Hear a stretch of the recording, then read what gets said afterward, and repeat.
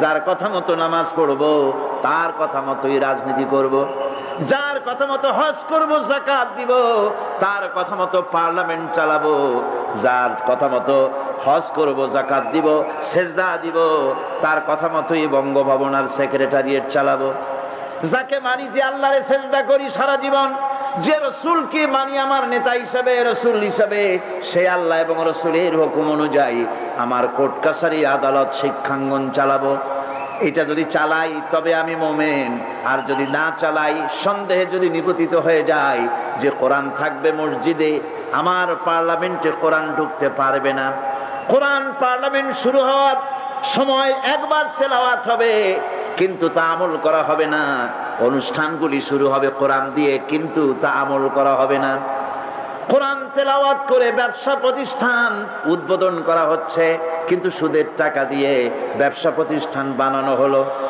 বিবাহ পড়ানো হচ্ছে কোরআনের আয়াত দিয়ে, কিন্তু যৌতুক গ্রহণ করা হারাম, সেই যৌতুক দিয়ে বিয়ে উদ্বোধন করা হলো। এমনি সকল ক্ষেত্রে নাফরমানি করে যে ইমানের দাবি করলো, এই ইমান ইমান নয়, এর নাম মুনাফিকি। এই মুনাফিকি থেকে বাঁচতে হবে। সন্দেহের দানা বাঁধলে চলবে না, বিশ্বাস করতে হবে আমার কোরআনের নাম সংবিধান, এই কোরআন দিয়ে পার্লামেন্ট চলবে। চলবে না? চলবে না? চলবে। এখন সত্যিকারের ইমানদারের পরিচয়টা কি?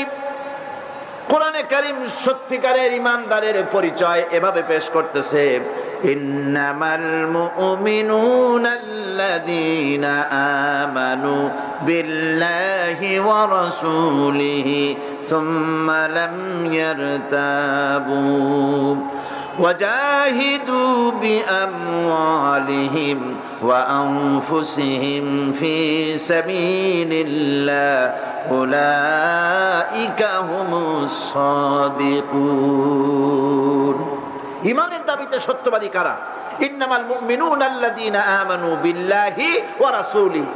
সত্যিকারের মুমিন তো তারা যারা নাকি ঈমান এনেছে আল্লাহর উপর এবং রাসূলের উপরে। এই ঈমান আনার পর সুম্মা লাম ইয়ারতাবু, এরপরে কোন সন্দেহে সে নিপতিত হয় নাই, কোন সন্দেহ তার মনের মধ্যে জায়গা পায় নাই, আর সে আল্লাহর রাস্তায় জিহাদ করেছে মাল দিয়ে, জান দিয়ে। উলাইকা হুমুস সাদিকুন, এরাই হলো ঈমানের দাবিতে সত্যবাদী। সুম্মা লাম ইয়ারতাবু, অথবা এক বিন্দু সন্দেহ মনের মধ্যে জায়গা দেয় নাই। অর্থাৎ ঈমান আনছি কার উপরে? আল্লাহর উপরে। কার উপরে?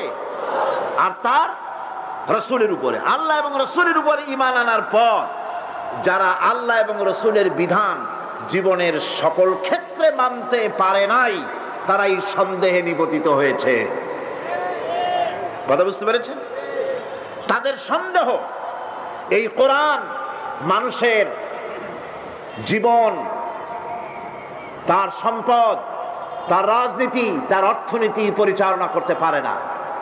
সেই জন্য ধর্মের ব্যাপারে কোরআন মানি, ধর্মের ব্যাপারে নামাজ আর রোজা মানি, কিন্তু রাজনীতিতে ধর্ম মানি না। এটাই হলো সন্দেহ। এটাই কি? সন্দেহ, অবিশ্বাস। জীবনকে তারা দুইটা ভাগ করেছে, এক ভাগ রাজনীতির জন্য, আর এক ভাগ কিসের জন্য? ধর্মের জন্য।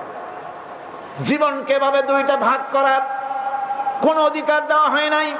যারাই মুখে উচ্চারণ করেছে লা ইলাহা ইল্লাল্লাহু মুহাম্মাদুর রাসূলুল্লাহ, জোরে সোরে পড়েন লা ইলাহা ইল্লাল্লাহু মুহাম্মাদুর রাসূলুল্লাহ। যারা জীবনকে, যারা নাকি ঈমান এনেছে, কালেমা বিশ্বাস করেছে, আল্লাহ এবং রাসূলের প্রতি ঈমান এনেছে, জীবনকে দুইটা ভাগ করার কোনো অধিকার নাই।